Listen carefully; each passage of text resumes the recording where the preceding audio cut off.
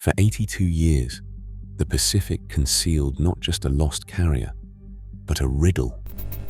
How could the USS Hornet, centerpiece of the Doolittle raid and barely a year old, vanish into chaos? While official accounts never quite matched, now the discovery of her wreck promises hard answers where legend ruled.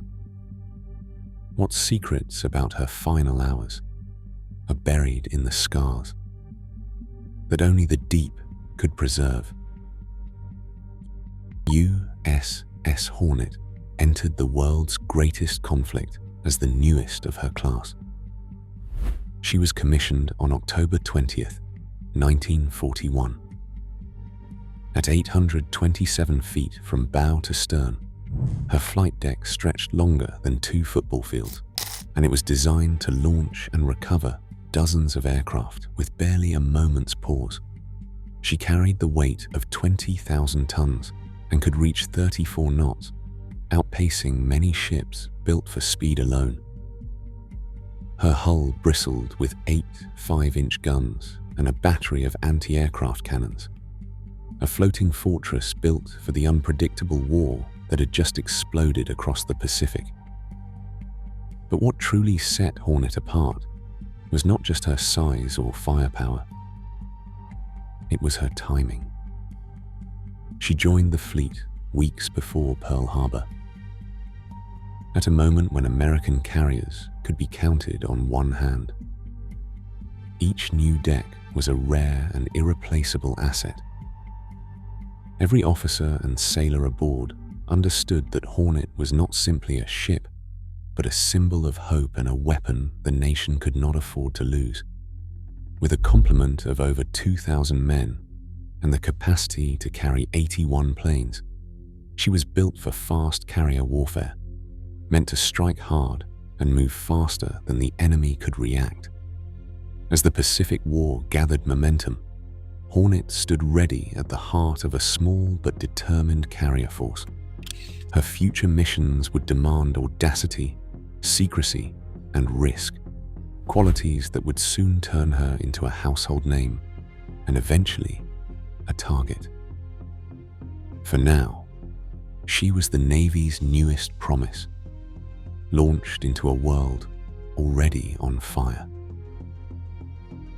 On a grey April morning in 1942, Hornet's flight deck became the unlikely runway for 16 Army B-25 bombers.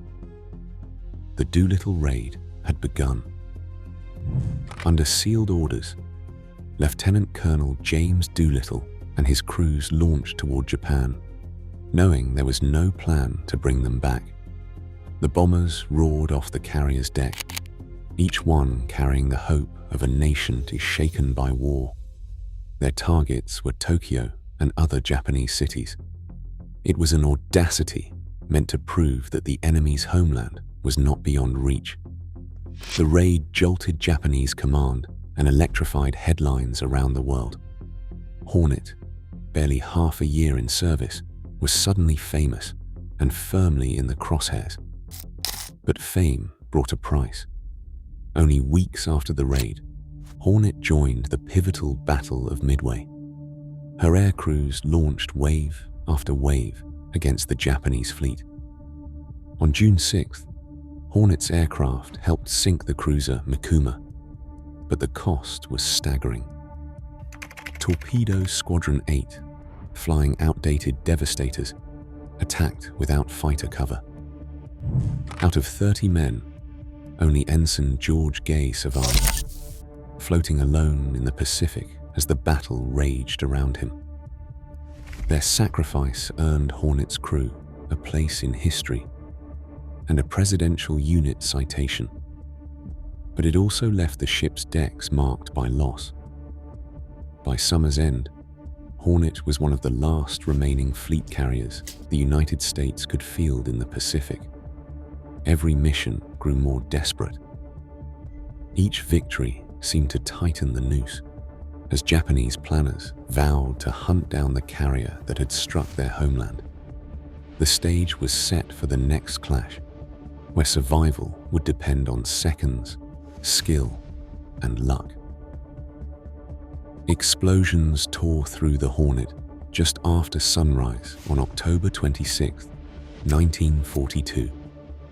The first bomb struck with such force that steel plates buckled and fires erupted across the hangar deck. A torpedo slammed into the starboard side, sending a shudder through the hull and flooding machinery spaces below. Within minutes, the carrier lost all electrical power.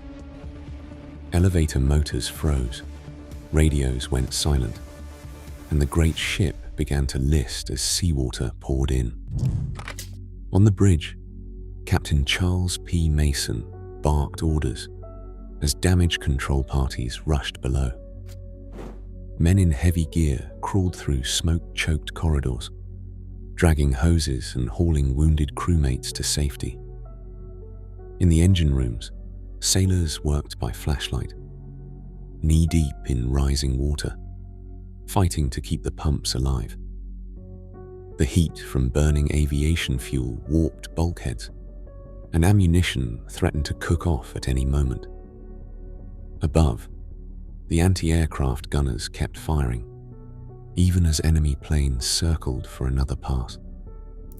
2 Japanese dive bombers, crippled by flak, crashed into the ship. One smashed into the island structure. Another plowed into the bow. The deck became a maze of debris and twisted metal.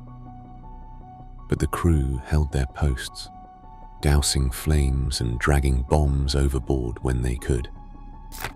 With the Hornet dead in the water and fires still raging, Mason realized the ship could not be saved alone.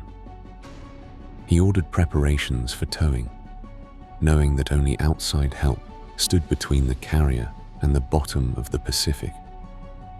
The race was on, not just against the flames, but against the enemy closing in for the kill. USS Northampton arrived alongside Hornet as smoke still curled from the battered carrier's deck. Lines were thrown, steel hawsers dragged across open water, and teams on both ships worked in tandem, fighting exhaustion and the constant threat of renewed attack. Northampton's crew maneuvered with precision, easing the heavy cruiser into position and securing the tow lines to Hornet's forward bollards. For 90 minutes, hope flickered. If they could get Hornet moving, there was a chance to save her. Engines on Northampton strained against the extra weight. Cables groaned, and every minute brought new reports, yachts from lookouts scanning the horizon for enemy ships.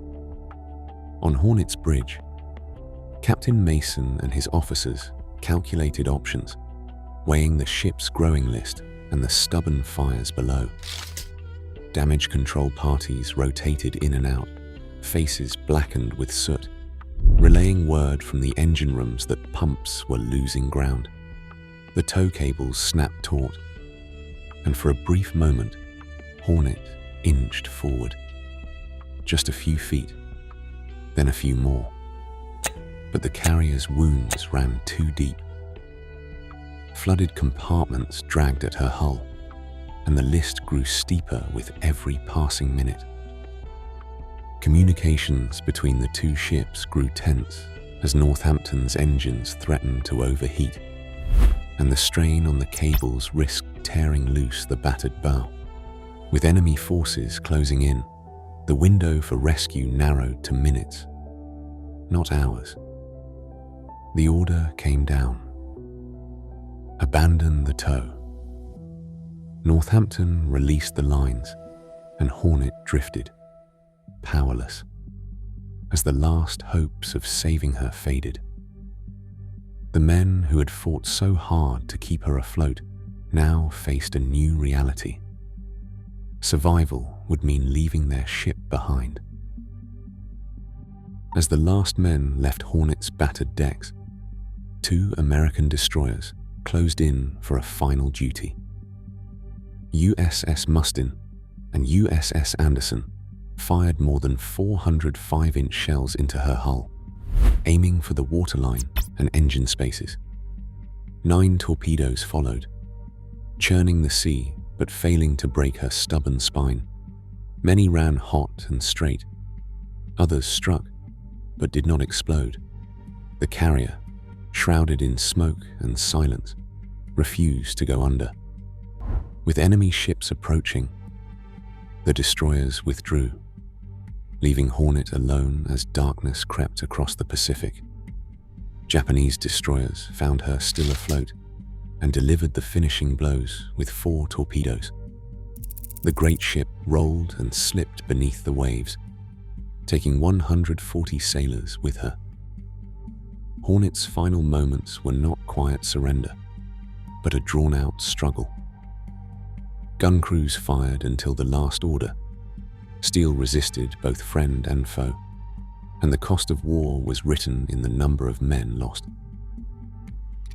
In January 2019, a team aboard the research vessel RV Petrel pinpointed Hornet's resting place nearly 3 miles beneath the Pacific, east of the Solomon Islands. The ship's silhouette lay preserved in the cold, dark pressure, its hull still recognizable. The flight deck collapsed at the edges, and the scars of battle frozen in steel. Surveyors mapped the damage with modern sonar, matching the visible wounds to the chaos recorded in wartime reports. Bomb-blasted sections, torpedo holes, and the telltale breaks from scuttling efforts offered a layered story. Crippling hits from above, deliberate blows from below, and the stubborn refusal of the ship to sink. Even now, some mysteries linger, but the wreck itself has turned legend into evidence, each dent and rupture a silent witness to Hornet's final fight.